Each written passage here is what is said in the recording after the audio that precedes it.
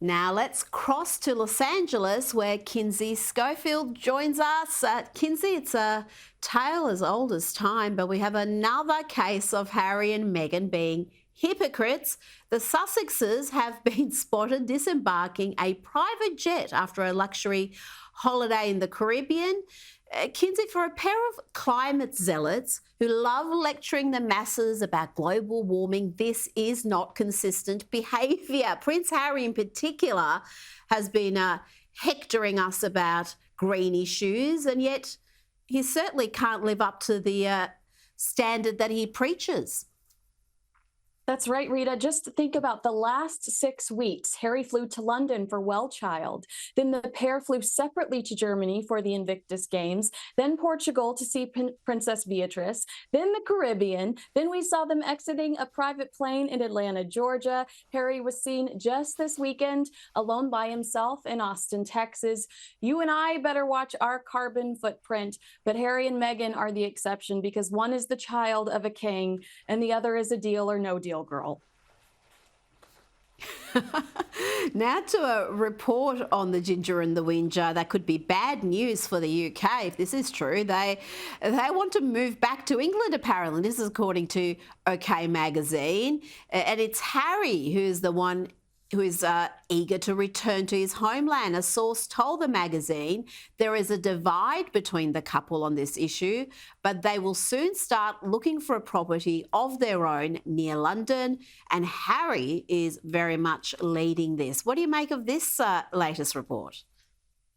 Well, I do think that Harry had a really hard time when the palace rejected his request to stay there during the Well Child Awards.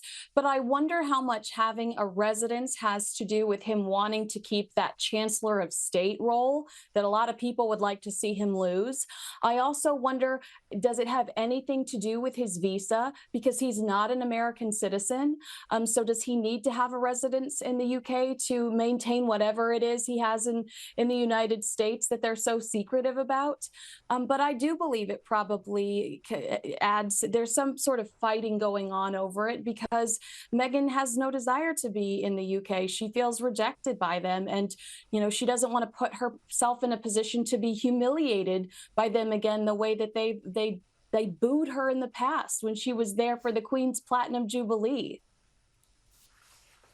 Well, I tell you, she didn't like the place when she was getting nothing but adulation, because in the lead up to that wedding and afterwards, before they started behaving like utter brats, they were beloved. I remember that entire period because I was one of the few looking on going, no, this ain't right. There are red flags with this girl all over the shop.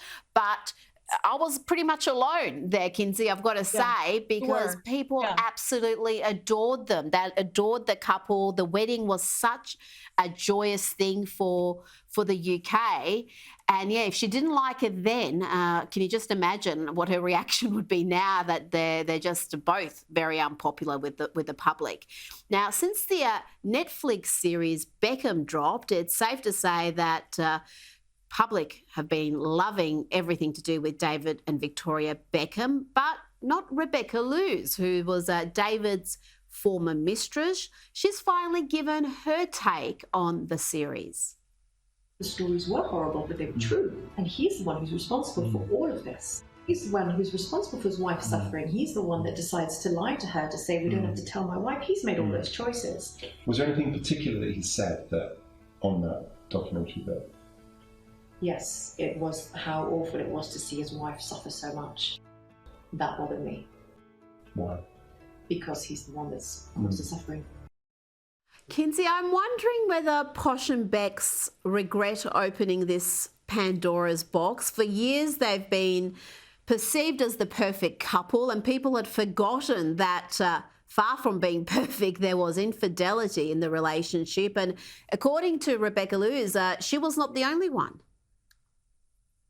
I watched that docuseries and was left questioning whether or not the affairs really happened. That's how well crafted that docuseries was. I had no idea who Rebecca Lewis was, you know, until the series dropped. No fault of theirs directly because they don't name her. But you're right, it did open up old wounds that could have stayed closed and hidden. This was a risk that they took. They have a much bigger audience today than they did back then, thanks to streaming and social media. And you're absolutely right. I think David appears to be guilty of some infidelity based on Luce's reaction. Do I think it'll hurt the brand overall? I don't know, because I don't think so, because I think most people go, well, it was back then. And that docuseries, again, was so glossy and well produced that you go, oh, well, they're over it now. But you're right. They did this to themselves. They invited this negativity with this docuseries. It is a long time ago, but I do remember at the time, and I can't recall any denials from the pair when the story first came out, and I think there was all sorts of even text message exchanges that were published way back then.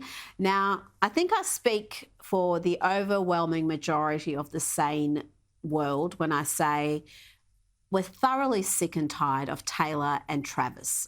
Can we just forget about this? So I'm going to announce here now, unless something dramatic happens, this will be the last time we will speak of this. Kinsey, you have my word on this.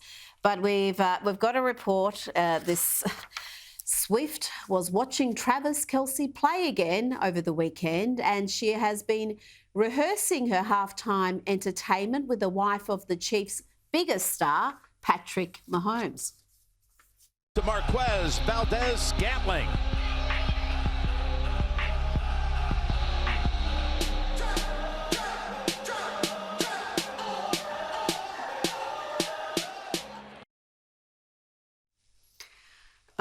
Kinsey, please tell me the buzz is dying down on this, or are people still fascinated by this rare love story?